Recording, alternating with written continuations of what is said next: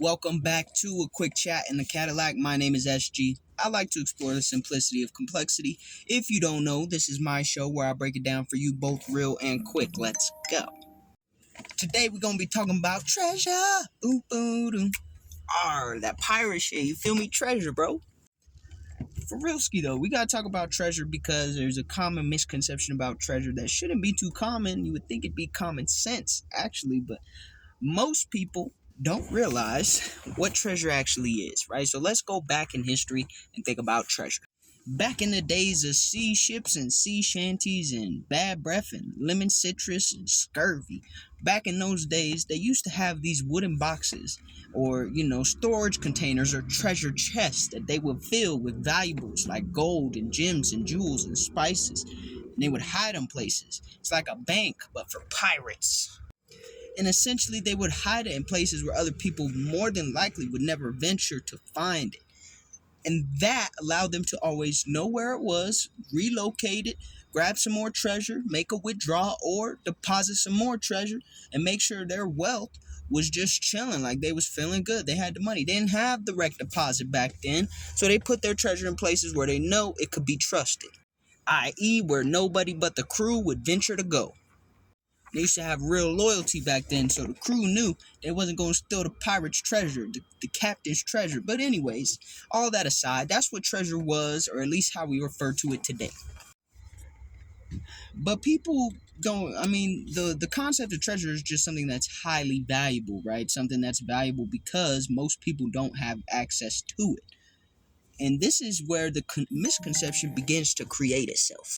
There's this strange tendency that developed along the way for people to assume that they could find treasure out in the open in the easiest places to spot, okay, or the places that everyone is looking for treasure. And whatever treasure means to you, the result is still the same. You're never going to find it if you're looking where everyone else is looking, because why would the treasure even be there?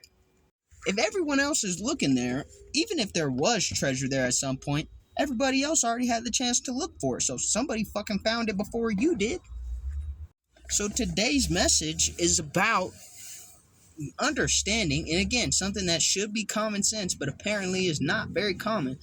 It's about understanding that treasure is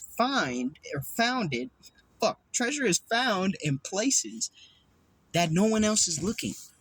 That's the only treasure that's worth anything, is the treasure that's found in places no one else is looking. It doesn't have to be entirely literal. Like, of course, someone could have walked across, a street and there was a duffel bag in a ditch on the side of the road, and maybe multiple people walked past it, but they were like, "Oh, look at this dirty old duffel bag," and they just walked past it. And someday, someone walks by and goes, "Ooh, look, someone drops it," opens it up, and there's 100 racks in that bitch. Yeah, no one was looking in the duffel bag. Now you found the treasure.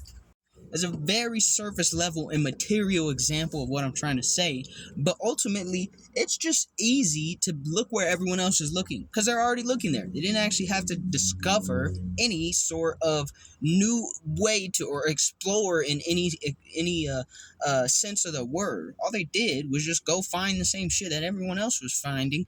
So whatever was valuable there is probably already gone.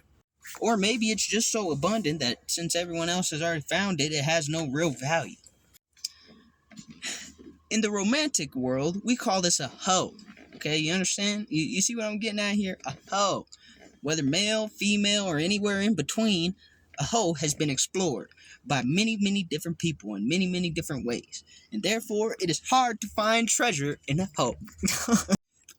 But if you look where other people ain't looking, if you look at the people that other people ain't looking at, you may find your treasure. So in that instance, it'd be like, okay, I'm looking for a meaningful connection. Well, why do you go to the pool where everything is devalued, like Tinder?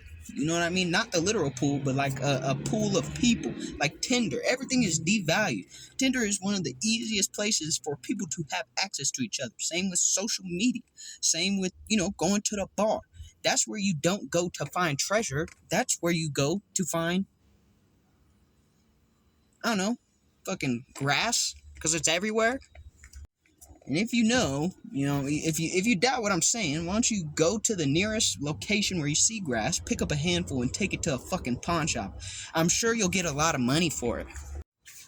But it applies in more than one way or fashion. If you have some sort of crazy professional goal, like you want to be the most amazingest day trader of all time, do you really think that you're going to accomplish that by trading Apple stocks over and over and over? Probably not, because everyone fucking trades Apple stocks. And now, like even the example of Bitcoin, the people who had hella Bitcoins before it blew up were digging for treasure. They weren't like, they had the faith and belief that, this Bitcoin might blow up someday, but everyone wasn't on that shit. They had to go outside, do a little exploring, and be like, okay, this might be some treasure right here. That's what people overlook. And then they get upset. This is my frustration. They get upset because they're not finding any treasure. It's like, if I'm in an asphalt parking lot right now. If I come around this parking lot with a fucking metal detector where thousands of cars come in and out every single day, and homeless people is walking by, and people who aren't homeless but just taking a walk are walking by, and I don't find anything of fucking value in the parking lot or any real value, why would I be upset about that? It's a fucking parking lot. There are people coming through here all different times of the day. If something valuable just so happens to be here, there's a good chance someone else already saw it and picked it up off the ground and took it home and named it, Sport. And now it barks in their backyard. You see what I'm saying? I'm trying to make this comical because it's so simple, right? It's so simple. You shouldn't be frustrated with not finding treasure in the same place as everyone else is looking. And also, you should understand that if your goal is to find treasure, you're going to have to do some exploring. You're going to have to go out and do things and see things and traverse landscapes that you have not yet done or seen or traversed. And on top of that, it can't just be stuff that you haven't done. A lot of times it's things that most people will not do or not willing to do. A lot of people don't go to the library to find their wife or husband, okay? That's just not something people do anymore. But I bet if you do go, you may, especially consistently, you may end up finding the treasure there. You might find a significant other like no other. And that's it. I mean, again, to each their own, right? Some people don't want to find treasure. They just want to find more grass. Okay, maybe they feel like they're grass and they're not treasure. So, shit, why would I go look for treasure? That's just going to be difficult. But I don't think you should be one of those people. I think in some form or fashion in your life, you should seek to find the treasure. I think that's what you should do. You don't have to listen to me by any means, but I'm just telling you, don't be surprised if you go looking in grass fields for treasure and all you find is a bunch of handfuls of fucking grass. Nothing against grass here. I'm not a grass hater. I'm just telling you the truth. And the reality of things is, if you want something special, if you want something valuable in any facet of your life, it could be connection, but it doesn't have to be. It could be achievements, accomplishments. It could be literal fucking treasure. You have to do something that other people are usually, about 99% of the time, not willing to do, because you're not going to find anything valuable in places where millions and billions of people have already been, or even thousands, right? A lot of times, especially if it's something they're doing all day. Okay, you want to take me as an example? I'm a rapper. I'm an artist. Okay, do you think that every day I wake up and I post on social media because I'm like, posting on social media is gonna get me the treasure? No, everything else about me is what makes me unique, and if anything, that is what will bring me the treasure, which is success in the music industry. But even then, I don't even know if I really want that. Sometimes I just do it for the love of the game. I just be shitting on you niggas for the love of the game. And maybe that's the treasure for me.